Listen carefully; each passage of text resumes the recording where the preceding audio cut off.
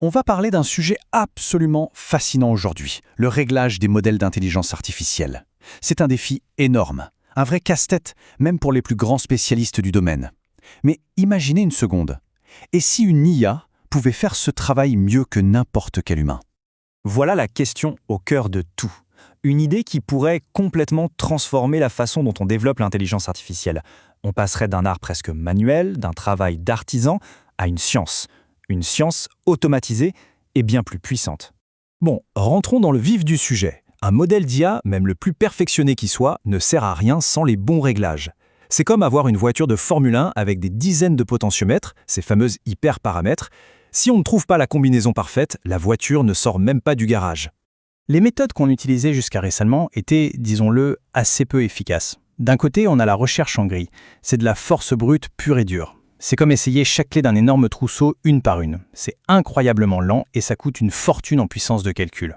De l'autre côté, il y a la recherche aléatoire. On pioche des clés au hasard. C'est plus rapide, certes, mais ça relève du coup de chance et ça gaspille énormément de ressources précieuses.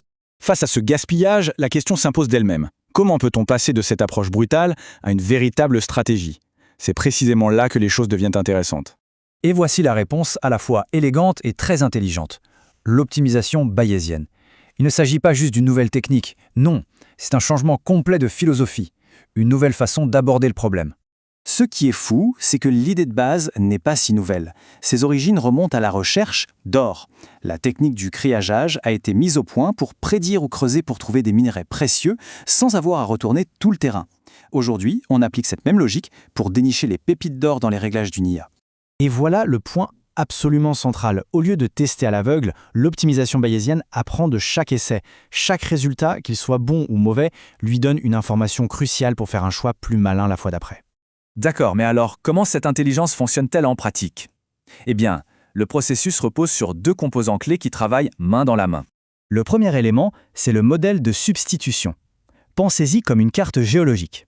Au lieu de forer au hasard pour trouver du pétrole, on construit une carte basée sur quelques forages initiaux pour prédire où sont les gisements les plus prometteurs. C'est bien plus malin et bien moins cher.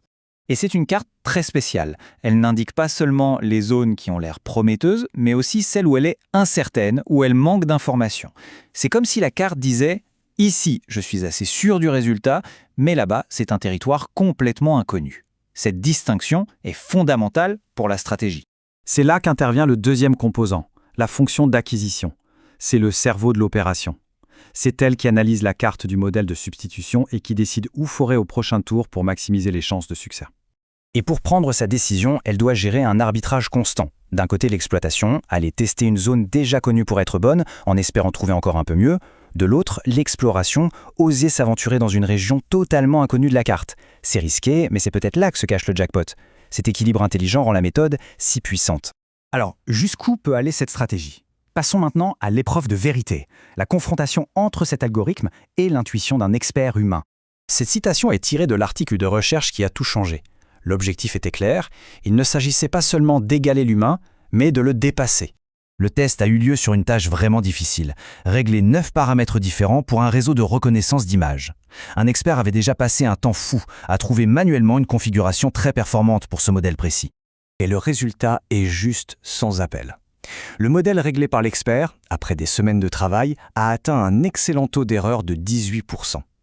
Mais le modèle réglé par l'optimisation bayésienne a fait encore mieux, beaucoup mieux. Le score final est de 14,98% de taux d'erreur. C'est une amélioration de plus de 3%, ce qui, dans ce domaine, est absolument colossal. L'algorithme a non seulement battu l'expert, mais il a établi un nouveau record de performance à l'époque. Alors qu'est-ce que cela signifie concrètement pour l'avenir de la création d'IA? C'est bien plus qu'une simple victoire technique. Cela veut dire qu'on a maintenant un processus clair, intelligent, qui s'améliore à chaque étape. C'est une boucle vertueuse. Chaque test rend la carte plus précise, ce qui permet au guide stratégique de prendre de meilleures décisions pour le test suivant. Et ainsi de suite. Et ce n'est pas que de la théorie.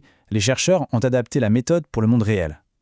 Elle peut prendre en compte le coût d'un test, préférant un essai rapide à un essai très long. Elle peut aussi distribuer le travail sur plusieurs machines en parallèle pour accélérer encore plus la recherche.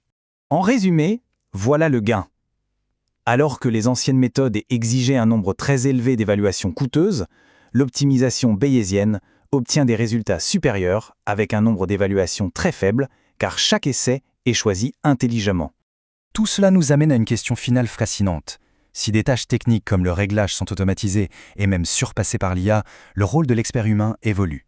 Il se déplace peut-être vers la définition de problèmes plus créatifs, l'interprétation des résultats ou la conception d'architecture d'IA entièrement nouvelle. La machine optimise les détails, l'humain définit la vision. Une nouvelle collaboration qui donne à réfléchir.